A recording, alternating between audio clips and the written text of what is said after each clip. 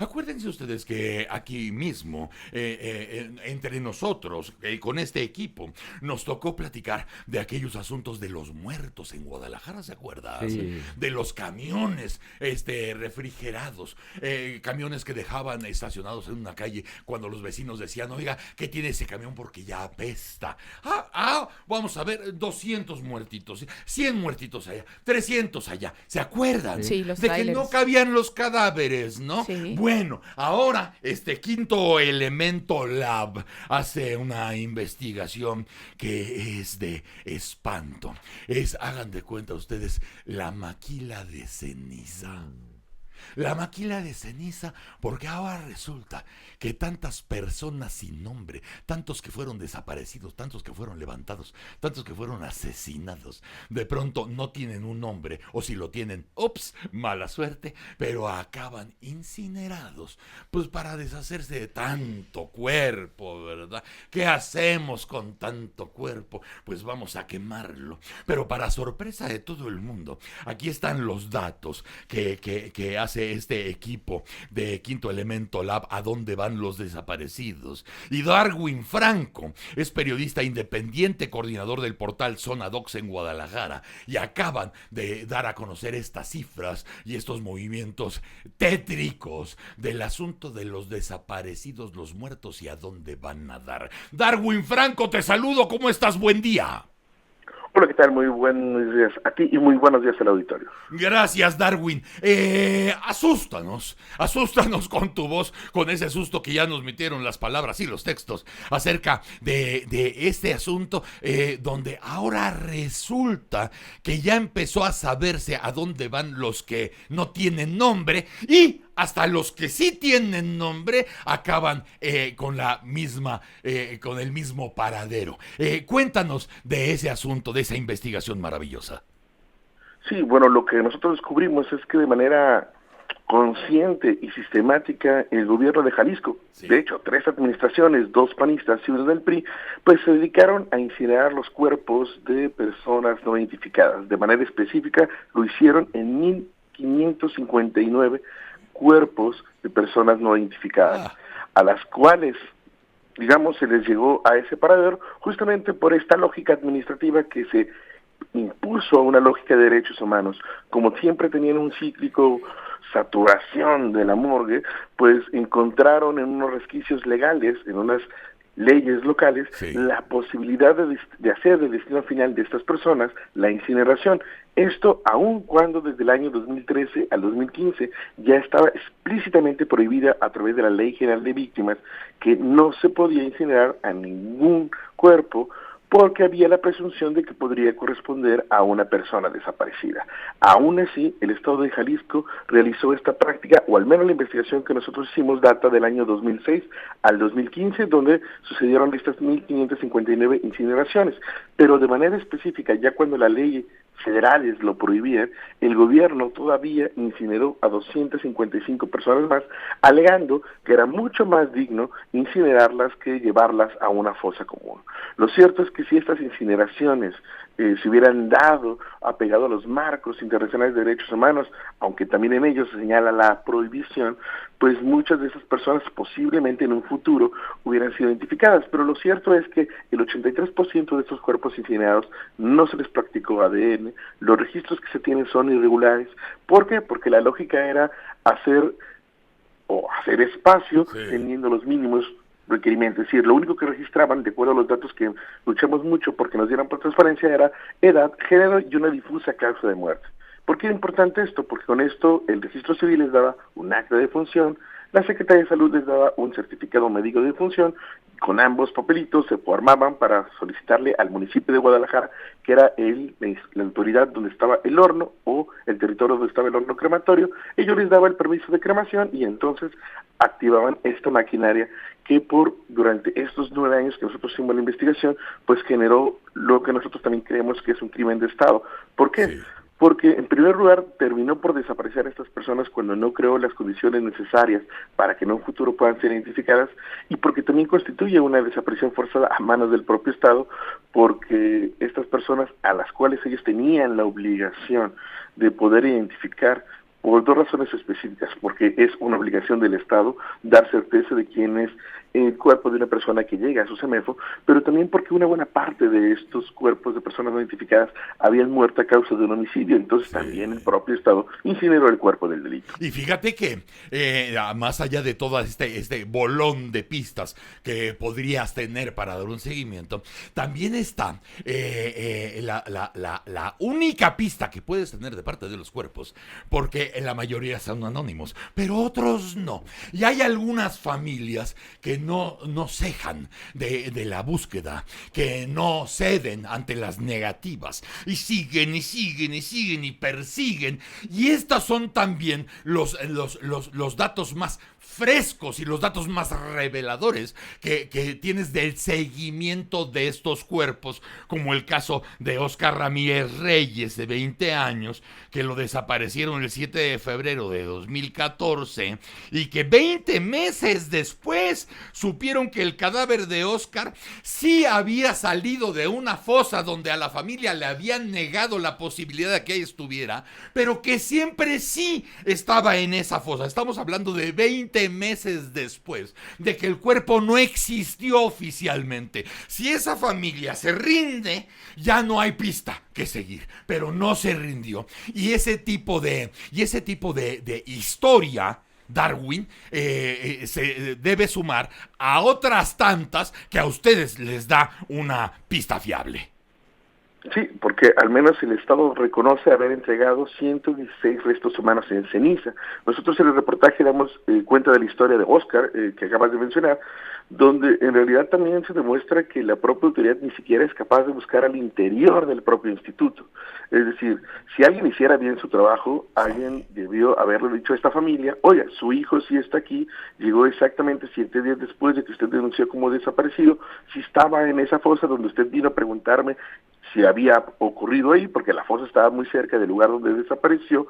Y eso es súper importante, porque si ellos hubieran hecho su trabajo, Óscar no hubiera sido catalogado como NN, y al no haber sido catalogado como NN, nadie hubiera utilizado su incineración. NN es no nombre. Hablando. Exactamente, es decir, si el Estado no lo hubiera catalogado de esa manera, ni siquiera, digamos, su cuerpo tuvo que haber sido incinerado, porque también incluso otra de las madres que refiere en este texto, Ana Enamorado, quien también busca a su hijo de nombre Óscar, pues ella decía que finalmente la familia es la única que puede decidir si se quiere incinerar o no a su familiar, pues no sí, el Estado. Claro. Y estas historias lo que dan cuenta es que hay un descontrol al interior del CEMEFO, no hay un control en los registros, pero sobre todo también tiene que ver con no hay un seguimiento a la investigación, es decir, una parte del resguardo de los cuerpos está en el Instituto de Ciencias Forenses, pero la otra parte que es muy importante, que es la de la Procuración de Justicia, donde el instituto es auxiliar, pues no ocurre, que es la Fiscalía, es decir, nadie me investiga esto, y entonces es mucho más fácil decir, pues hay que deshacernos del problema, así también nos deshacemos de la investigación y seguimos adelante. Oye, Darwin, pero sí, también hay un caso aquí que me llama mucho la atención, porque desde luego en el sistema institucional y más en el forense, en este país, en este momento del país, podríamos pensar en burocracia y podríamos pensar en indiferencia, en desdén, pero también hay el caso de estas familias que insisten, hasta que alguien del propio sistema se acerca a la familia para decirle, ¿sabe qué? Yo ya no aguanto verla sufrir todos los días. La verdad es que su hijo sí estuvo dentro, ¿o no? Porque una cosa es de inferencia, pero esto ya también suena a dolo. Sí, bueno, particularmente si uno revisa cómo ocurrió esta incineración de cuerpos en Jalisco, uno ve más bien una lógica sistémica, es decir, una lógica estructural. Sí. El propio Estado ideó un plan para poder solventar el cíclico o la cíclica saturación de la morgue. Entonces, esta lógica de pensar a los cuerpos como objetos y no como personas, pues los hizo encontrar esta solución. Uno, justificados en que no tenían espacio ni presupuesto, tenían que saber qué hacer, es decir, si entraban 20 cuerpos, pues tenían que salir 20 más, ¿no? Y entonces la lógica se generó así. Por eso, este horror nos generó otro horror, cuando en 2015 ya no pudieron incinerar porque las familias de las y los desaparecidos protestaron, los exhibieron y dijeron, ya no más, pues el Estado entonces ya no supo qué hacer con el problema que tiene, porque Jalisco tiene una alta violencia, y entonces fue cuando comenzaron a hacinarlos en estos 2 contenedores frigoríficos de esa historia otra vez terrible, ¿no? Lo que nosotros estamos haciendo es justamente dar cuenta de que esto no es solamente como algo que ocurrió, sino que hay una intencionalidad, y lo señalas bien, un dolo del Estado que sabe específicamente qué es lo que está haciendo, porque no se puede solamente decir que se incineró porque es más digno, cuando en realidad existen protocolos, derechos que impiden que esto suceda. Sin embargo, ellos consideraron apegarse a la ley de salud, decir que tantos cuerpos implicaban per se un foco de infección, y para que evitar esos problemas, pues era mejor incinerarlos y dar al siguiente paso.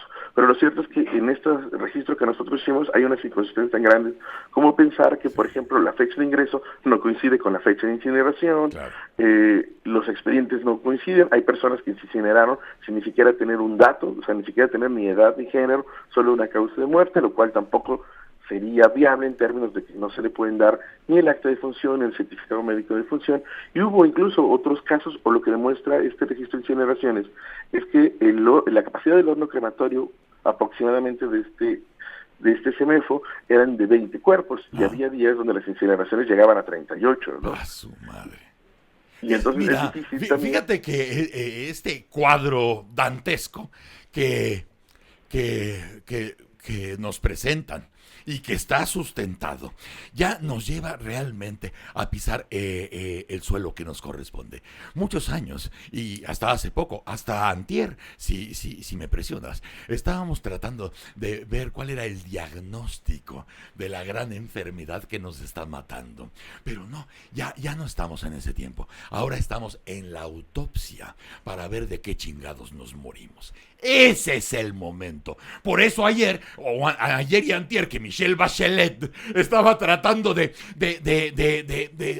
ver más allá de la situación por la que pasamos, se encontraba con el dicho del gobierno, que es otro distinto al de hace un año, y otro distinto al de hace 7 años, otros distintos. Pero Michelle Bachelet no podía creer que seguía enfrentándose con los mismos rostros y con el mismo cinismo al momento de hablar de la Guardia Nacional, de las muertes, de las víctimas, ojo, de las víctimas. Y este que ustedes presentan en Quinto Elemento Lab es un estudio de la no de la victimización, de la revictimización, de la revictimización. Está cabrón.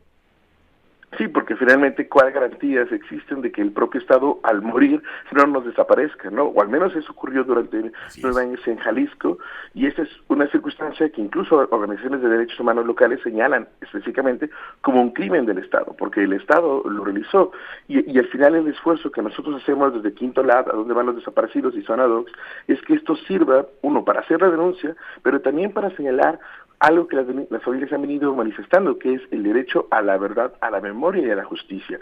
Estos 1.559 cuerpos tienen derecho a que se sepa qué pasó con ellos y a que el Estado investigue, porque aquí pareciera en Jalisco que pues ya lo cremaron, se acabó el delito, ya apareció su hijo, se acabó el delito, cuando en realidad se tiene que investigar cuáles son las condiciones y los agentes y las personas responsables, porque aquí pareciera que la gente desaparece sola y que la gente, digamos, se incinera sola, y entonces no tiene ninguna consecuencia.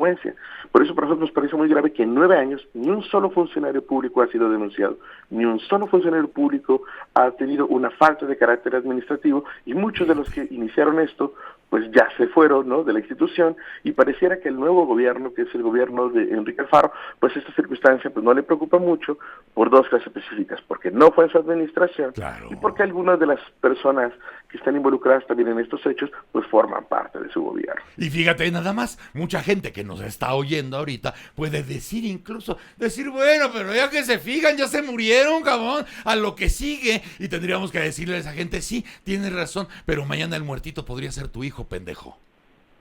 Sí, porque finalmente las condiciones de cómo opera el Estado son así, es decir, ok, ya en Jalisco no existen incineraciones porque se tuvieron, pero está el asunto de los trailers que después nos demuestra que la Claro, lógica es la misma, así es. deshacerse de los cuerpos.